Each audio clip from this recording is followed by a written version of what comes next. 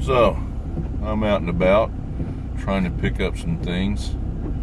It's raining here in Music City, and my GPS said the coast was clear, but I'm going really slow. So, there's been quite a debate, and I thought this would be a good chance to do a vlog about bar positioning in the squat. And this is something that Melissa and I have had long conversations, and I know that she has been talking to Jennifer about her bar positioning. Melissa's bar positioning has been what I would call a traditional high bar position, even though she has squatted super wide in the past and widened her stance out for this meet that she did most recently.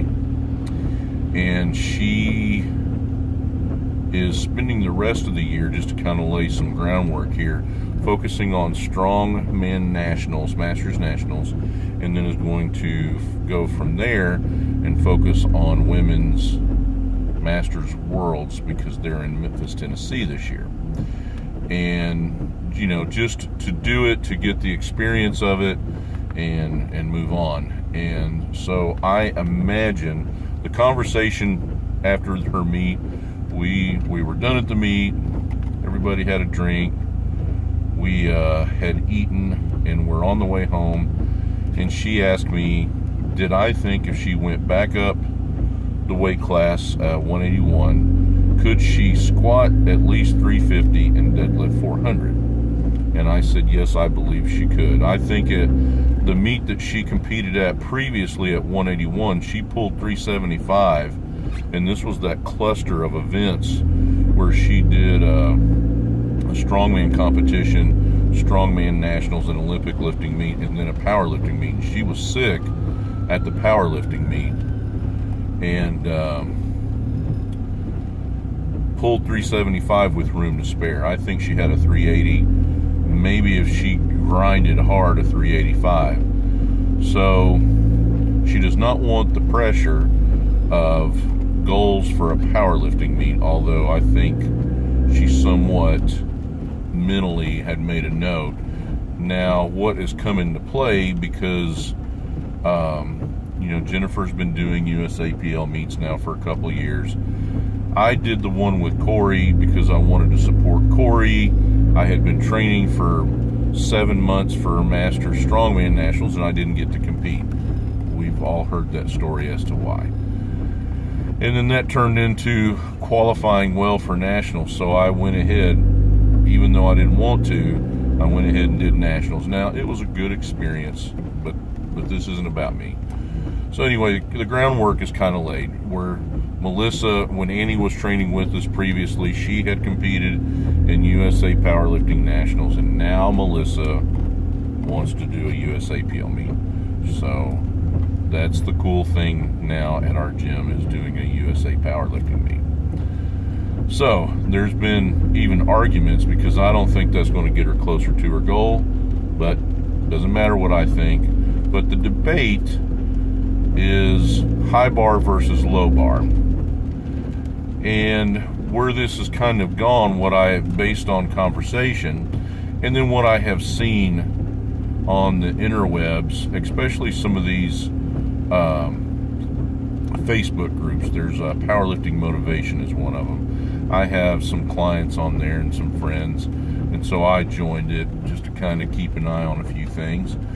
And one of the things I see, it's really interesting, where you have some of these young guys that have lifted in a handful of meets, and they're an authority on positioning. Here's what I'm going to tell you about the high bar versus low bar debate. There is none. One is not better than the other, and it does not matter, and I know people that will argue with me. See, right now in raw powerlifting, what is in vogue is that super low, low bar positioning. And that is raw powerlifting. Well, that is not so.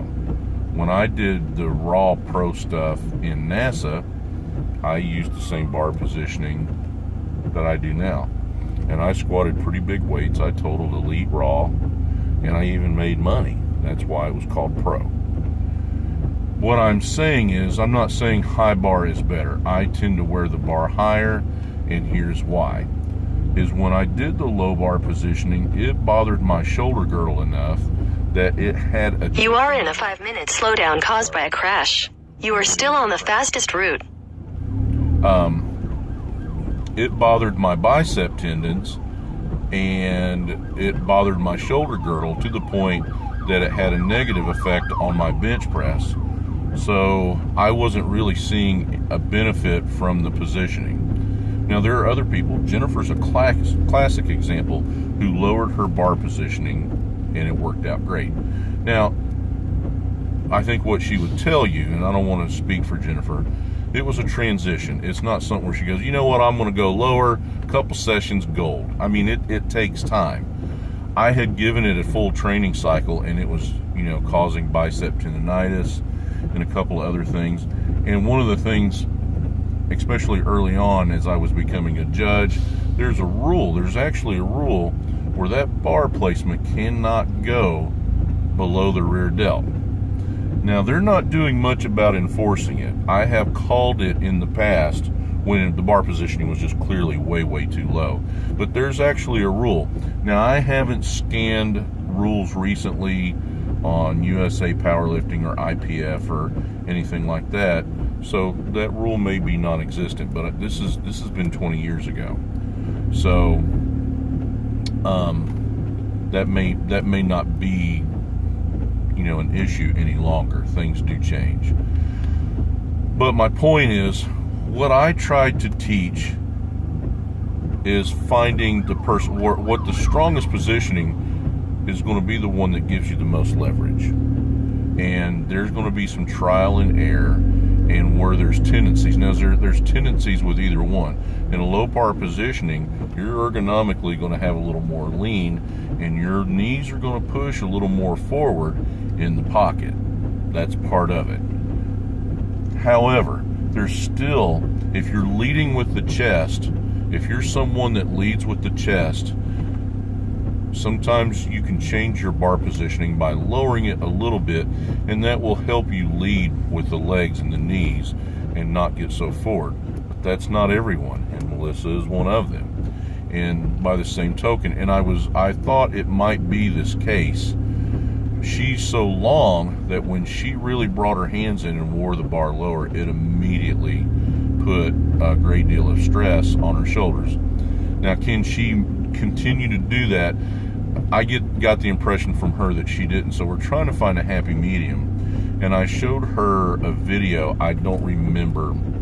I want to say it's Isabella. It could be the Isabella that was at the Arnold that competed against Jen and Jennifer Thompson and Marissa for the Raw Grand Prix. And she is a 72 that apparently is cutting to 63, but she's a big squatter.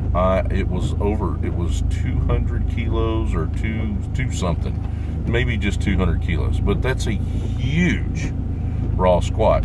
She's not that super high Olympic lifting stance, but she has a super tight grip on the bar as far as her grip width, and she has a pretty close stance, but you can see where it's moved down to just below the top of the traps, and she stays upright. It's a very clean 200. So the point in bringing any of that up is, before you're told what something is, strength is ultimately about finding your optimum leverage.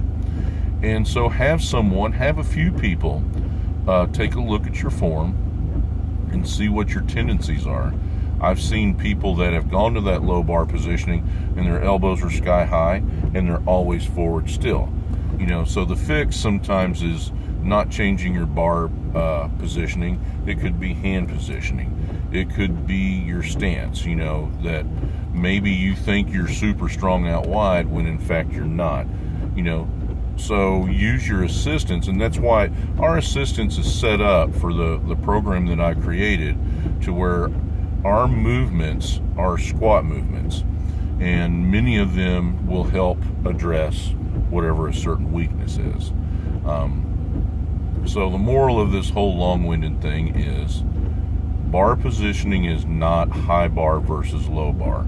Bar positioning is you finding there's two things. One, if you're uncomfortable, you're not going to do it. You're not going to continue to do it. You're not going to do it long enough to find out if it's of any benefit, if it is or not. If you're that uncomfortable and you're not confident and it's painful or you don't feel secure, you're not going to do it regardless if it's better for you or not. It's just like protein. It can be the best protein and give you the biggest gains, and be the bro monster that you want to be. But if it tastes like ass, there's very few people that are going to go, you know what, I don't care what it tastes like. Yeah, you do. That's why you order certain foods at restaurants and so on and so forth. The other point is you have to find the leverage that is best for you, where you're the strongest and your form is the most efficient. So anyway, it's not high bar versus low bar. It is you being comfortable, being confident, and creating your groove, creating the best positioning for you to be as strong as possible. So hopefully this sparks some discussion. Jennifer and I are really good. She will challenge me on a lot of things. She doesn't always agree with what I say, and that's fair. That's why you debate. And there's been some things that she's done that I haven't necessarily thought were the best things, but it was her decision. But in those conversations, even though there was some anger and there was a lot of communication to where it helped her, not just with me, but with other people. There's a lot of people, that have input to, each other's training. And the point I'm trying to make is learn from that, take all those things from it. But you, the lifter, you have to find where your leverage is, and that is where you're going to be the strongest. You find your groove, you create your groove, and that's going to make you successful. So again, hopefully this sparks some debate and discussion. Hope you liked it.